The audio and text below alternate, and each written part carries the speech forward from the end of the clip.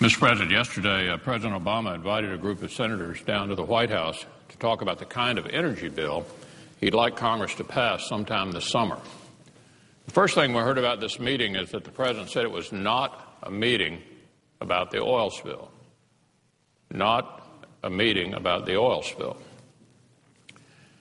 The President said the purpose of the meeting was not to discuss the ongoing crisis in the Gulf of Mexico, where up to 60,000 barrels of oil are spewing into the Gulf waters each and every day, and which have been going on for 72 days now.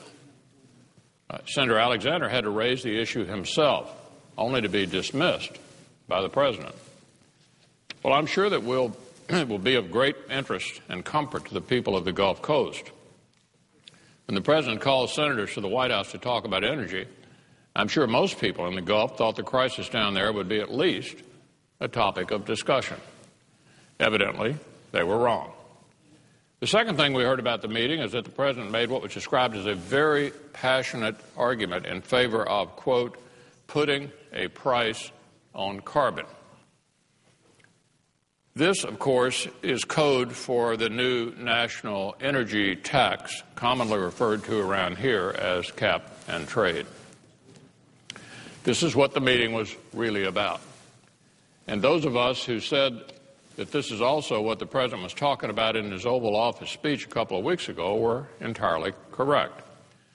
When the President urged Americans to view the Gulf oil spill as a reason to embrace his vision of energy consumption in this country, he was talking about giving government vast new powers over industry and over the everyday lives of Americans through a national energy tax.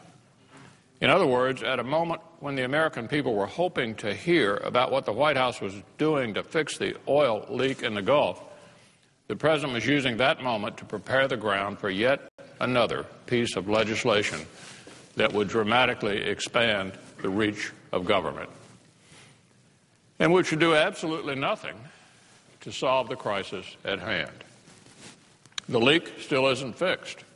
For more than 2 months, this pipe has gushed oil into the Gulf, polluting our waters and our beaches, wreaking havoc on the lives and livelihoods of millions along the Gulf. I think it's most people's view that the left-wing wish list can wait. Fixing this immediate problem should be the top priority right now.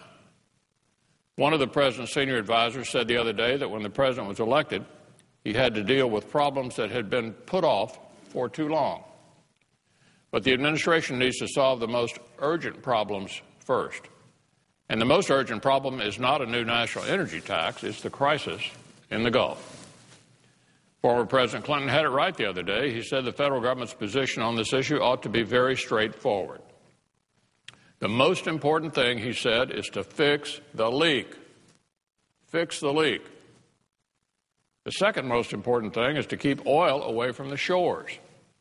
The third most important thing is to minimize the damage from the oil that reaches the shores. And the fourth most important thing is to find out who did what wrong at BP and in the federal government, and to hold them both accountable. But the first thing is to fix the leak. Mr. President, I yield the floor.